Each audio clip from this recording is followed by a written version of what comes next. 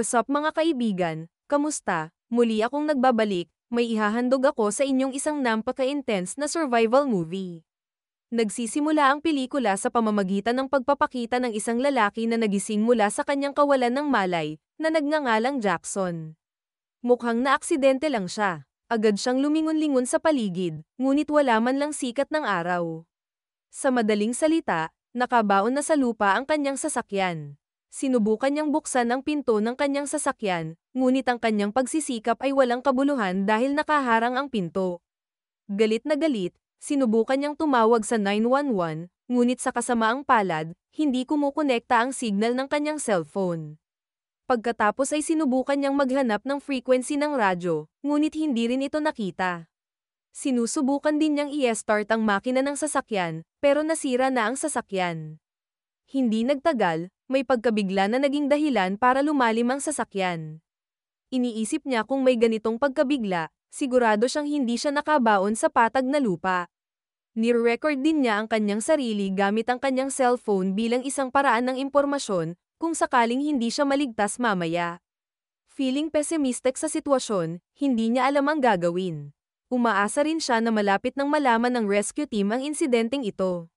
Sa kasalukuyan, ang orasan ay nagpapakita ng 1:00 ng hapon, na nagpapahiwatig na mayroon pa ring pagkakataon na siya ay maliligtas. Pagkatapos ay sinusubukan niyang alalahanin ang nangyari habang iginubuhit niya ang kanyang paglalakbay sa kwaderno. Noong una, maayos ang lahat sa biyahe, ngunit may isang insidente na biglang nangyari sa kanya, dahilan para mabaon ang kanyang sasakyan sa ilalim ng lupa. Pagkatapos ay napagtanto niya na ang sunroof ay nagsimulang mag-crack dahil sa napakalaking presyon ng lupa. Hindi magandang bagay iyon, lalo na't maaari lamang siyang manatili sa kanyang sasakyan at walang magawa. Ang air conditioner ay maaari lamang magbuga ng alikabok, na pinapasok ng mga pulang langgam sa kotse sa pamamagitan ng butas. Agad niyang tinakpan ng masking tape ang butas.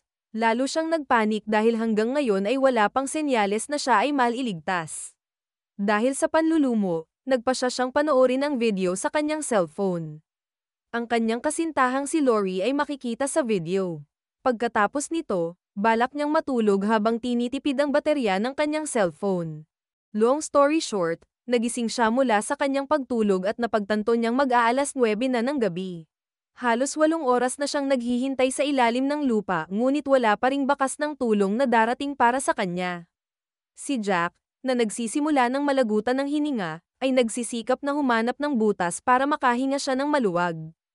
Pagbukas niya ng bintana ng kotse niya, tumalsik ang dumi at nakapasok sa loob. Ang texture ng lupa ay basa at malambot pa rin, na nagpapahiwatig ng mudslide. Samantala, lalong lumalala ang mga bitak sa kanyang sunroof. Agad niyang tinapalan ng masking tape ang basag. Gumagamit din siya ng kandado ng manibela upang hawakan ang masa mula sa lupa. Sa kabutihang palad, ang paraan ng kanyang ginagawa ay medyo epektibo. Pagkatapos ay hindi niya namamalayan na iniinom na niya ang tubig hanggang sa maubos ito. Napagtanto na lang niya na ito na lang ang tubig na mayroon siya ngayon. Nagsisimula siyang manalangin sa oras na iyon. Nang matapos siya, napagtanto niyang hindi sapat ang pagdarasal ng mag-isa, ngunit kailangan niyang gawin ang lahat para makaalis doon. Bigla siyang nakakuha ng ideya na tingnan ang kanyang bagahe at nakahanap ng ilang kapaki-pakinabang na bagay. Una niyang iniinom ang tubig na tumutulo mula sa lupa. Noon, wala siyang pakialam kung ligtas bang inumin ang tubig o hindi. Pagkatapos ay gumawa siya ng isang maliit na butas sa sunroof upang hawakan ang tubig sa kanyang walang laman na bote. Napaksama ng pakiramdam habang si Jack ay kailangang umihi sa kanyang sasakyan. Hindi nagtagal, kumuha siya ng ilang bahagi mula sa upuan ng kanyang kotse upang gumawa ng ilang bakal na tubo. Pagkatapos ay gumawa siya ng isa pang butas sa sunroof upang makapasok ang mga tubo pataas. Kinuha ni Jack ang takip ng bote upang gumawa ng butas dito at itinali ito ng lubid upang panatilihing tuwid ang mga tubo. Bago ipagpatuloy ang kanyang trabaho, kinakain niya ang nag-iisang biskwit para makaiwas sa kanyang gutom. Iniinom din niya ang kontaminadong tubig na na-accommodate kanina. Pagkatapos kumain ay patuloy niyang itinutulak pataas ang tubo. Ang pagkaubos ng oxygen ay nagpipilit sa kanya na gumawa ng butas para sa paghinga. Matapos makita ang liwanag sa labas, Agad niyang sinipat ang lalim ng lupa gamit ang lubid na ginawa niya noon. Ang lupa sa itaas ay humigit kumulang 3 metro ang lalim. Sumigaw siya sa abot ng kanyang makakaya, sa pag-asang may makarinig sa kanya habang humihinga siya sa butas. Pagkatapos ay mayroon siyang ibang ideya sa pamamagitan ng paggawa ng usok sa pamamagitan ng tubo, upang ang usok ay makikita ng iba, ngunit pagkatapos ay lumaki ang apoy at hindi makontrol. Buti na lang at naapula pa niya ang apoy. Kapag gusto niyang suriin ang butas, may panibagong pagkabigla na nagpatama sa kanyang ulo sa bakal na tubo, dahilan para mawalan siya ng malay saglit. Maya-maya, nagising siya na masakit ang ulo. Agad niyang tinanggal ang kanyang sando at sinturon bilang benda para matigil ang pagdurugo. Dahil dito, napaupo na lamang siya, nag-iisip ng mga paraan upang mabuhay.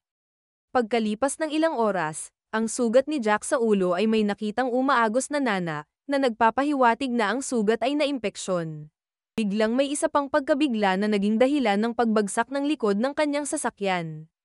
Hindi maaaring hindi, kailangan niyang hawakan ang likod ng kanyang sasakyan kasama ang natitirang mga bakal na tubo. Si Jack, na nakakaramdam ng matinding uhaw, ay kailangang uminom ng kanyang ihi. Pagkatapos ay kinuha niya ang mga gulong ng kotse at isinaksak ito sa pump hose upang mapanatili siyang makahinga mula sa hangin sa loob ng gulong. Sa desperasyon, nagpasya siyang hukayin ang lupa sa itaas niya para makaalis sa lugar. Nilagyan din niya ng langis ang buong katawan niya para manatiling madulas kapag tumagos ito sa matigas na lupa. Ang desisyong ito ay sadyang ginawa niya upang mabuhay, kahit na hindi rin siya sigurado. Isa pa, agad niyang sinisira ang sunroof para bumaba ang lupa sa itaas nito sa kanyang sasakyan.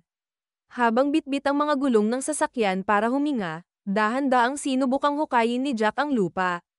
Sa isang punto, sa wakas ay nakakatayo na siya sa ibabaw ng kanyang sasakyan. Sa kabilang banda, humihina ang hangin sa mga gulong ng sasakyan. Ngunit bigla, sa ikalabing pagkakataon, may panibagong pagkabigla na natatakpan ng dumi ang buo niyang katawan. Kamanghamanghang, mayroong maliit na paggalaw na nagpapahiwatig na si Jack ay buhay pa. Pagkaraan ng mahabang panahon, nagawa niyang maabot ang lupa at muli niyang nakikita ang sikat ng araw.